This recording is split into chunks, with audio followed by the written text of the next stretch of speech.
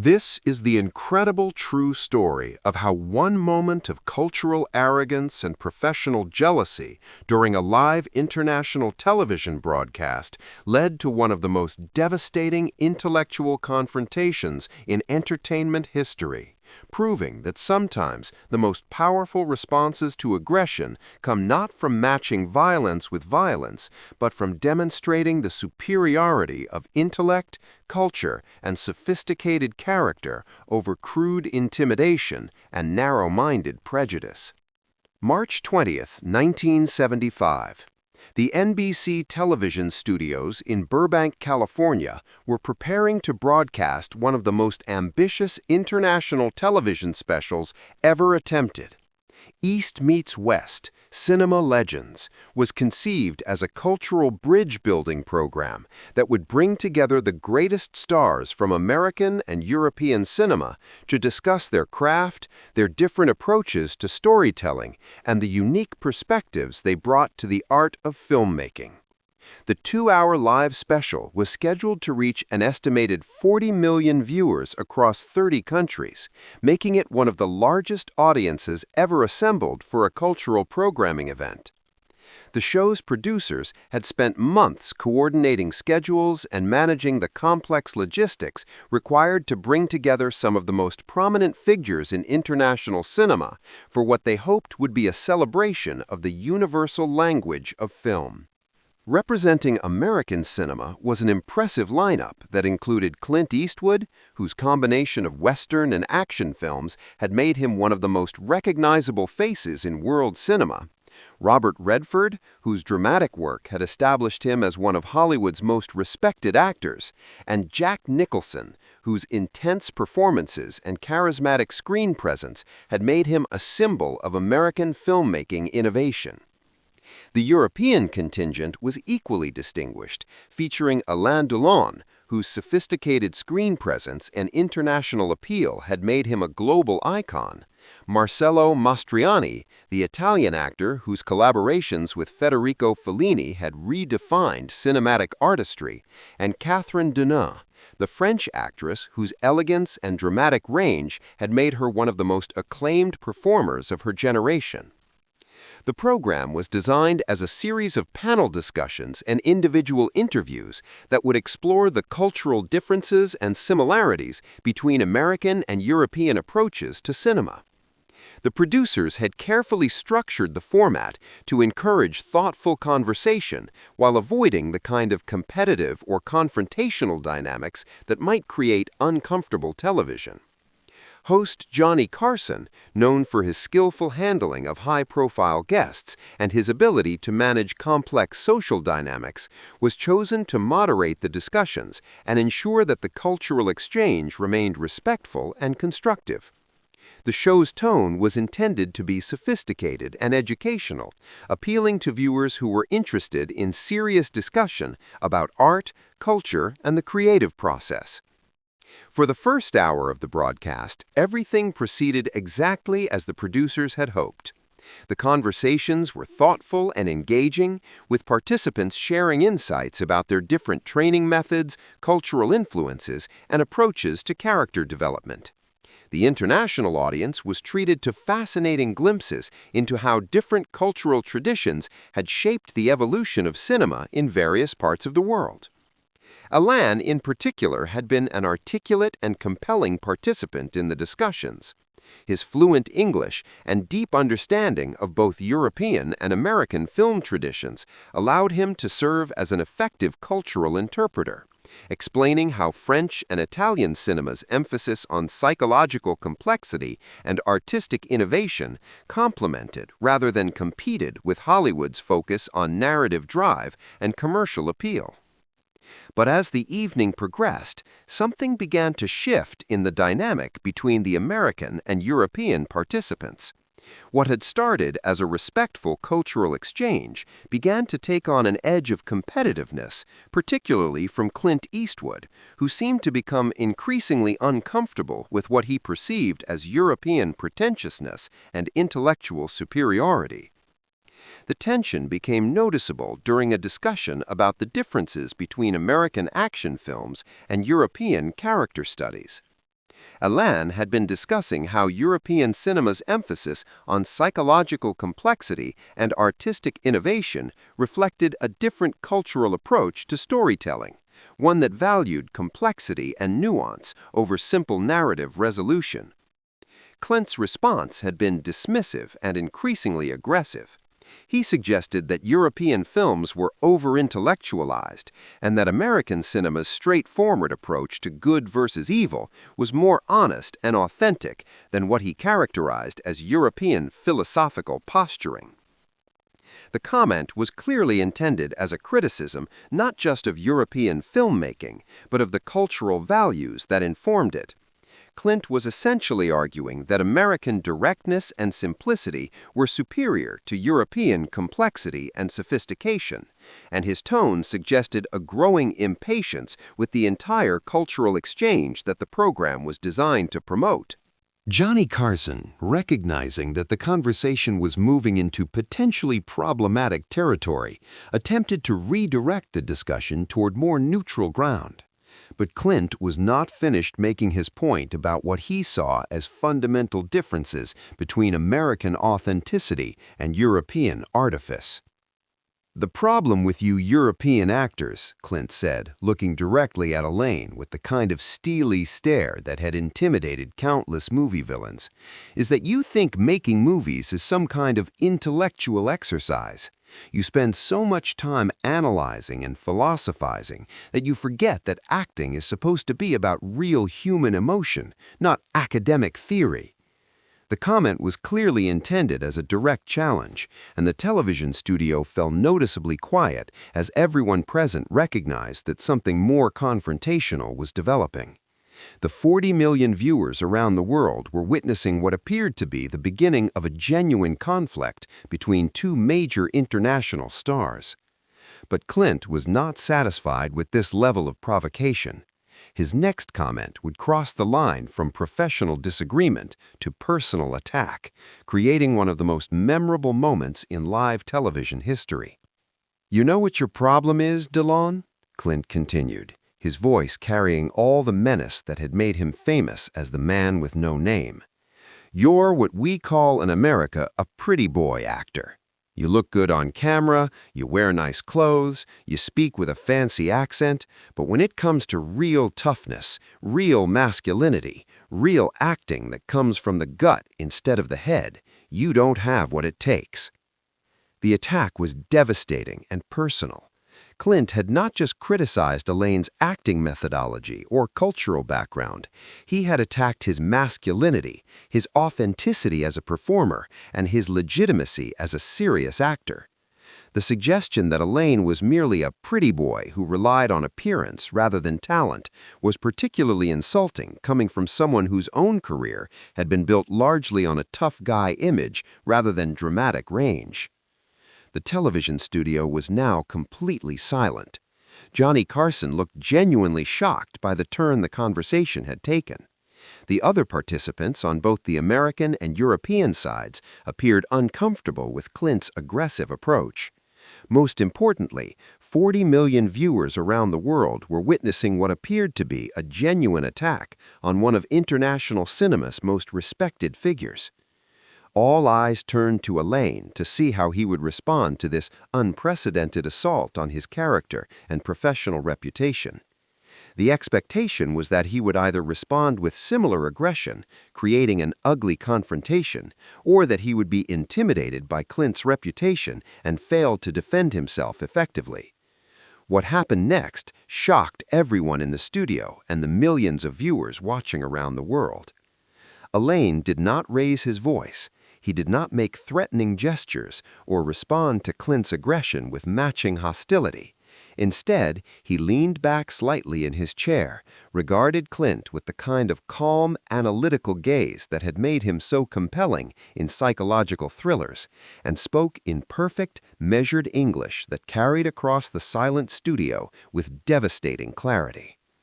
"Mr. Eastwood," Alain began, his voice conversational but carrying an undertone of absolute authority, Your comments reveal something quite interesting about the differences between our two cultures, and I think it would be educational for our international audience to explore those differences." He paused for just a moment, allowing his words to register both with Clint and the stunned television audience. In American culture, as you have just demonstrated, there is a tendency to mistake loudness for strength, aggression for authenticity, and simplicity for honesty. These are not necessarily negative qualities, but they do represent a rather limited understanding of what constitutes genuine masculinity or artistic achievement. The answer was so unexpected and so intellectually sophisticated that it took several seconds for the full impact to register.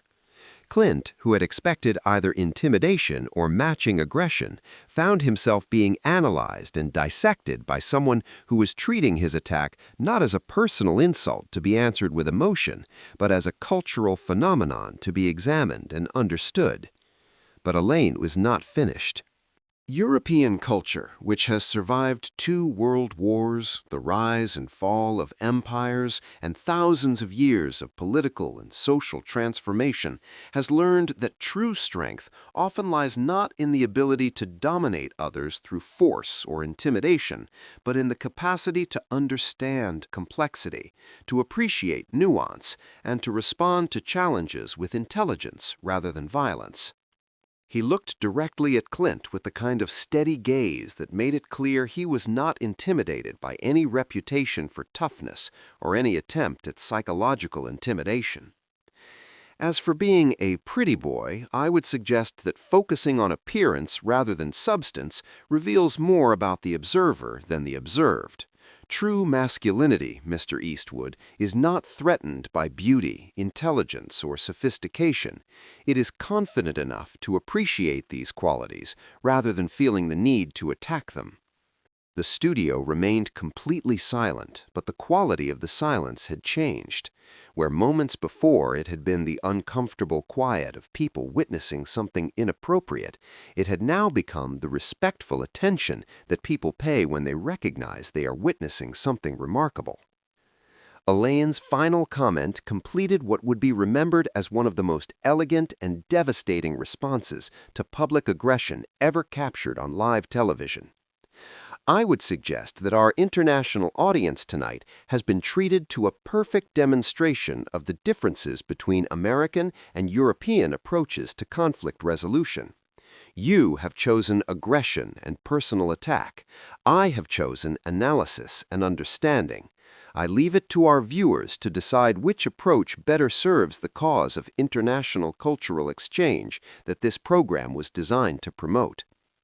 The response was so perfectly calibrated, so devastatingly effective, and so completely unexpected that it left everyone in the studio, including Clint, in a state of amazed silence.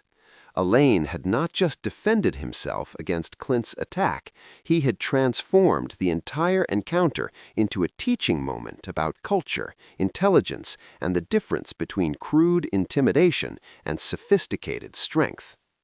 Johnny Carson, recognizing that nothing could follow such a moment, immediately called for a commercial break. But the cameras had captured something that would be discussed and analyzed for decades to come. A perfect example of how intelligence and cultural sophistication could triumph over aggression and narrow-mindedness. During the commercial break, according to witnesses who were present in the studio that night, several remarkable things happened. Clint, apparently realizing that his attack had backfired spectacularly, approached Alain to apologize for his inappropriate comments. Alain, displaying the same grace he had shown during the televised exchange, accepted the apology graciously and suggested they put the incident behind them.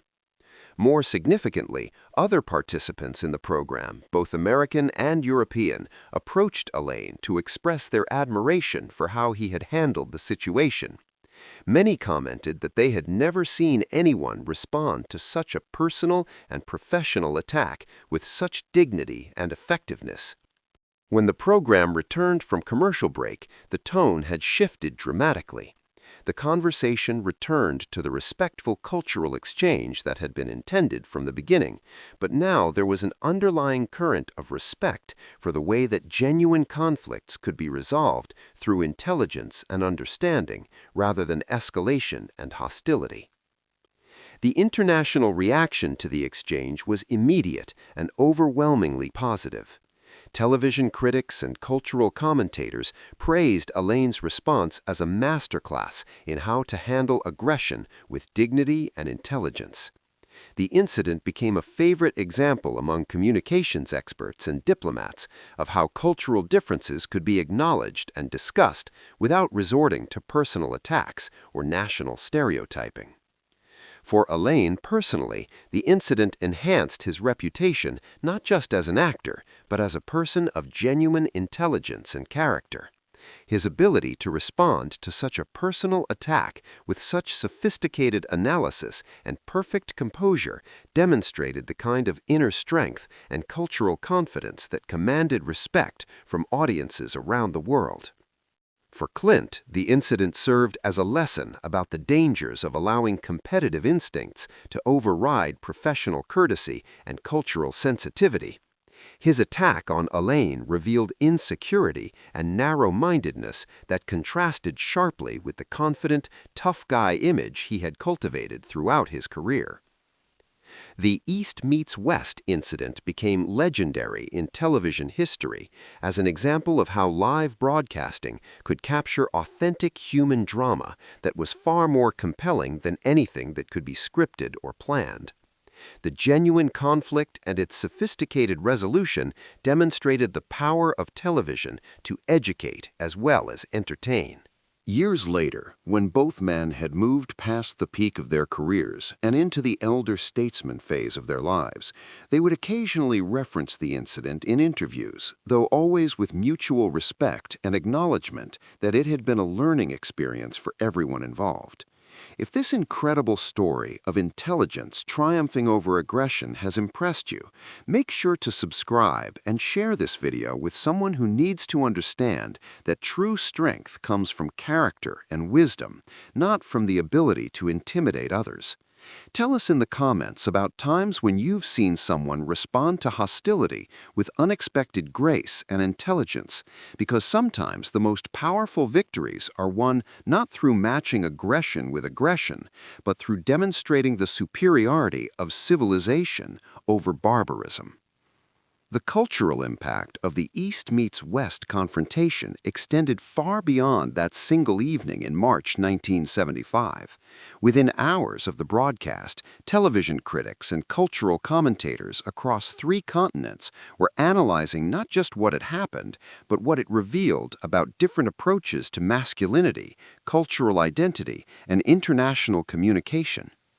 American critics were largely embarrassed by Clint's behavior and impressed by Alain's response. Many noted that the incident had perfectly illustrated the cultural stereotypes that the show was supposed to be overcoming, the ugly American approach of loud, aggressive behavior versus the sophisticated European response of intelligent, measured analysis.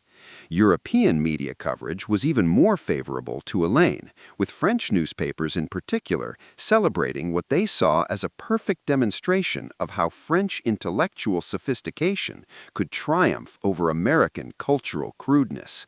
The incident became a source of national pride, showing that European cultural values could hold their own against American aggression.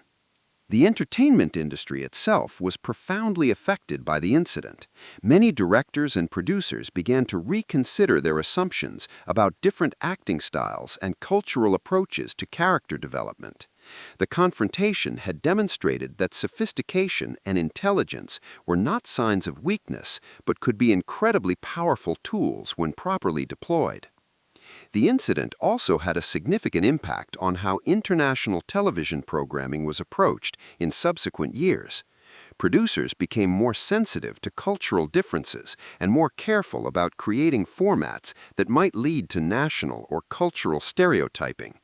The East meets West format became a case study in how cultural exchange programs should and should not be structured. For television broadcasting, the incident became a legendary example of how live television could capture authentic human drama that was far more compelling than anything that could be scripted or choreographed. The genuine tension and emotion of the confrontation, followed by the sophisticated resolution, created the kind of television moment that viewers remembered for decades. The long-term effects on both actors' careers were also significant. For Clint, while the incident was initially embarrassing, his gracious apology during the commercial break and his more respectful behavior in subsequent international appearances actually enhanced his reputation in some quarters. It showed that even a tough guy could learn from his mistakes and grow as a person. For Alain, the incident became one of the defining moments of his public persona, demonstrating that his sophisticated screen image was backed by genuine intelligence and character. It enhanced his international reputation and proved that European actors could be just as formidable as their American counterparts, just in different ways.